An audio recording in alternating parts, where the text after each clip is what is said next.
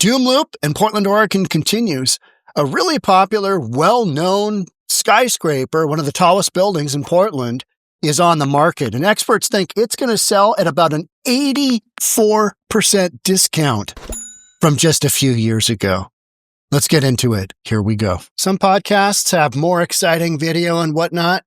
This one, not as much, but yeah, here's a, let's see if we can get a picture here. Gosh darn it.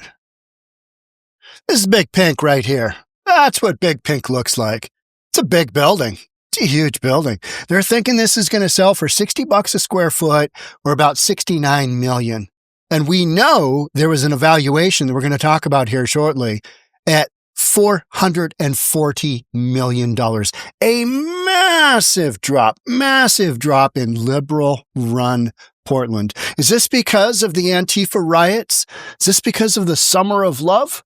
No, not really. But that didn't help, and street conditions that still plague downtown Portland, they're not helping either. What you've got is a situation where a lot of these high-tech cities where you've had workers be working from home for years, they're not in the downtown core. This building is not an exception. It's 3/4 empty, or I think it'll be 3/4 empty when U.S. Bank, the current owner, moves out. I mean, what do you say?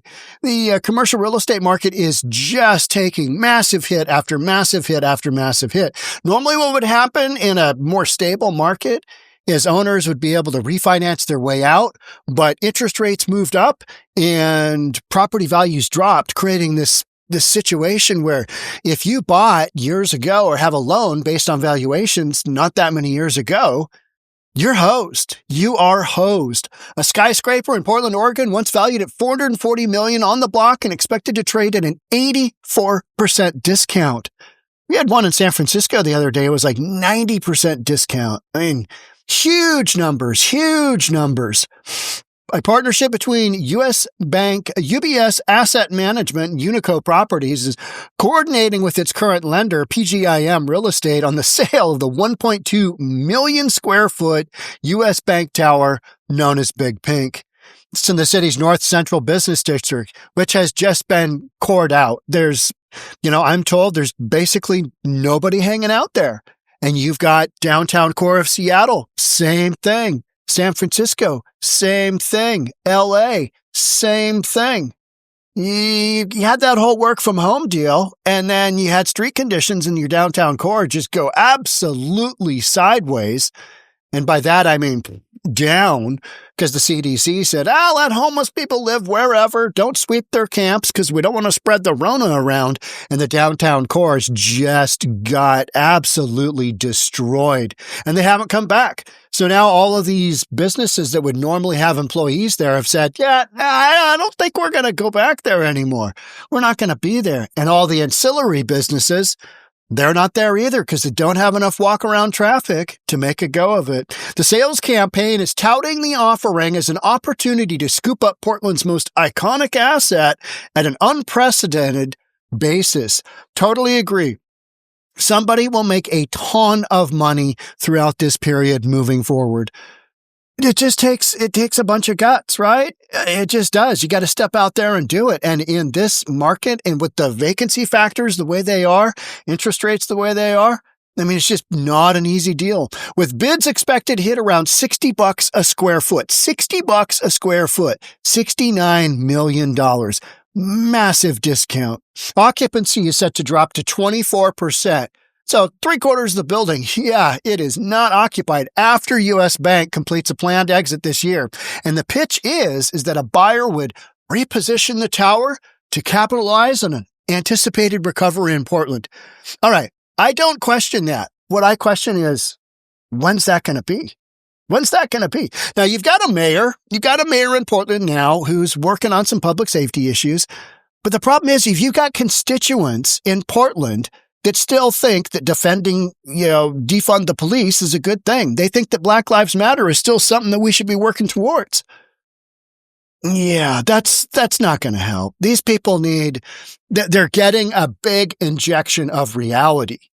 And it's happening in downtown cores in a lot of the big tech cities, which are typically liberal-led, Democrat-run, and big Democrat states, UBS paid $372.5 million for an 85% stake in the property. So that's based on $440 million, I think.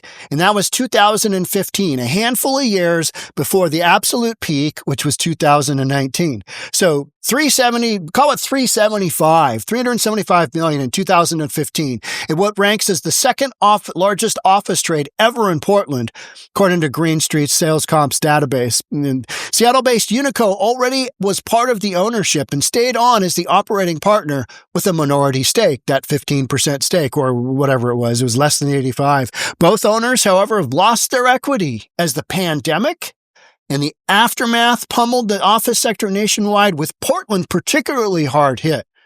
Property is 46% leased with a weighted average remaining term of 4.2 years. So the tenants that are left, they've got leases of 4.2 years. So you've got some tenants in there paying the bills, but the vast majority have already dipped out, including the current owner, namesake, U.S. Bank. And they are basically saying, we're out of here.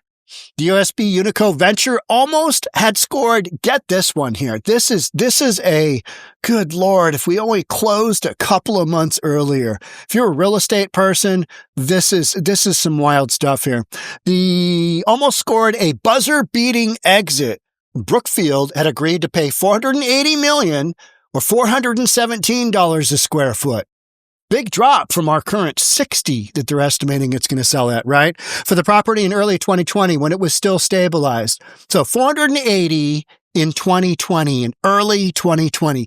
What happened first quarter of 2020? What happened around March of 2020? That pesky pandemic. Oh, global pandemic. So 2020, 480 million. However, the deal collapsed that March as the onset of the pandemic upended the investment sales market. Market pros said Brookfield walked away days before its deposit became non-refundable. Lucky bastards. Oh, yeah, folks on the winning side there, good Lord, we dodged an absolute peak of the market purchase and we got out of there. And the losers on the end of that transaction, if only we would have closed a couple of months earlier. Now, what happened with residential real estate? Interest rates dropped. People are working from home. We had probably 10 years worth of business go through in a 2 or 3. Interest rates dropped to under 3%. Everybody bought. Everybody refinanced. The commercial real estate market got decimated because everybody's working from home. Nobody's in the downtown core. Businesses aren't leasing out space.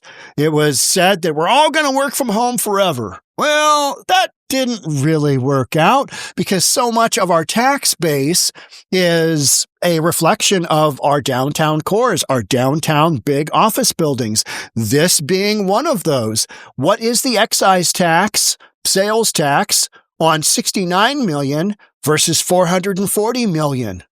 A lot. Massive difference. So excise tax and then just taxes, annual taxes alone on a building that's going to be valued at literally a fraction of what it was not long ago. You think these owners won't go to the county and say, hey, we need a little reduction on those taxes? And they're going to have a pretty good argument to do so moving forward. It's not going to be right away because taxation works on a rolling average. So in the years leading up to the pandemic, the Portland market had been surging amid expansion in the tech industry. And that's what cored out. Tech industry, everybody go work from home. Okay, we can. And they can. Seattle, San Francisco, LA, Austin, Denver, they're all in that same boat.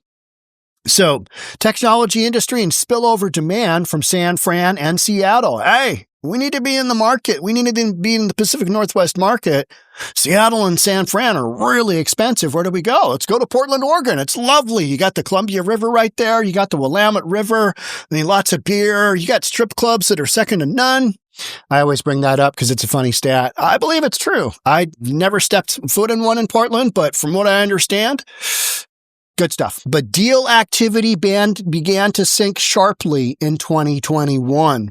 amid the pandemic era remote work trend, along with social unrest, 'cause that's what we're calling it, huh? Following the murder of fentanyl George Floyd, and an uptick in crime and disorder after Oregon voters decriminalized drugs. So you got the fentanyl Floyd thing. We had 150 days of trying to burn the federal building in downtown Portland, Antifa just doing its thing. You had that whole thing that did not encourage people to relocate their companies to downtown Portland. I was there for one night. It was an absolute train wreck. And the mayor is out there with soccer moms. Greatest thing ever, summer of love. So you had the George Floyd thing, the fentanyl Floyd thing, and then Oregon decided in its geniusness that, Black Lives Matter and defund the police, those were just brilliant ideas on top of decriminalizing drugs. Now, the whole decriminalizing drugs thing, build it and they will come. The homeless industrial complex just further exploded in Oregon, in Portland, because, hey, we can't get popped if we're doing drugs in downtown Portland. And everybody went there. People relocated from all over the country. Portland, Oregon, that's your place. They'll give you everything but the drugs for free. Moderate climate. Yeah, it's a little wet. Your tent might get a little soggy, but hey, it's not 110 degrees like Houston with humidity of whatever. Office tenants fled downtown Portland, sending the local office investment sales market into a tailspin. And it's not just Portland. It's just that Portland's got that whole civil unrest thing, and you don't have enough cops, and it just keeps going and going. You decriminalize drugs, and then you try to recriminalize them, but by then you've already said, we will build it and you shall come, and they did, and the homeless industrial complex, and that doesn't bode well for public safety, and the streets of downtown Portland are still lacking the foot traffic they had pre-pandemic. And that's the same thing you've got going in San Francisco, in LA, in Portland, in Seattle, in Denver. All of those big tech environments lost their tenants, and you've got enough stuff going on in the downtown where those companies are saying, we're not going to relocate. We're not going to move. We're not going to renew our lease. In fact, we're going to get the F out because it's not safe for us to have employees here. That's kind of the bottom line here. On top of just general market conditions for commercial office space, which is just taking enormous hits because of we're going to all work from home forever. And that just didn't pan out, did it? And it's in large part, mayors and governors across the U.S. right now are doing a massive push to get their companies to bring their employees back to the downtown cores because of money, because that's what funds these cities. So over the last 4 years, annual sales volume for large office trades in Portland has averaged just 185 million, 81% below the average for the prior 6 years. Before that, they were averaging 972 million. That's the volume of sales that's going on. Now we've got just a handful of small little sales, just not much at all. And it's because these buildings aren't worth much at all anyway. Local pros are optimistic though. Optimistic. I think you're going to see some incredible purchases made, but they're going to have to be by folks with deep pockets because you're going to have to be able to get from here to there. And you've got leadership in these cities that wants to make turnarounds, but you've got constituents who are still on we think defunding the police is the greatest thing ever. You've still got knuckleheads like that just basically have their head up their ass. And so when you're trying to clean things up and your constituents, just let them do whatever they want. Yeah, you've got a conflict between what a bunch of these liberals want and what reality dictates as, well, if your streets aren't safe and you got homeless people running around and you got homeless people doing drugs all over, which is what the current mayor of Portland is working on. But it's an uphill battle. It's a massive uphill battle. So you want to step in now and buy a commercial office building? All right. That's a gutsy move. But at some point in time, and I believe it's happening right now, this will be the bottom out process because you can't get much cheaper. You can't get much cheaper.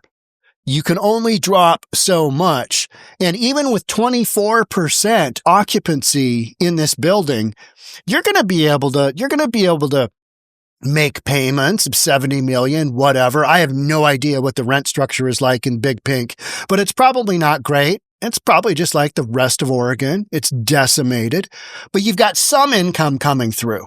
And with that, you can make payments on a building that's lost 84% of its value. So local pros, optimistic, the city's office market, which is now 79% leased. All right. So you got a 21% vacancy factor. That is actually not terrible. That is not awful. Man, I don't know. Is that number correct? Because I'm still seeing 30% for like Seattle and San Fran, and higher than that in San Fran. So they're saying the market has bottomed out and it's poised for a rebound. All right. I think that rebound happens over a fairly long time. I do. Markets like San Francisco are probably going to have a little quicker turnaround because they've got AI companies coming in.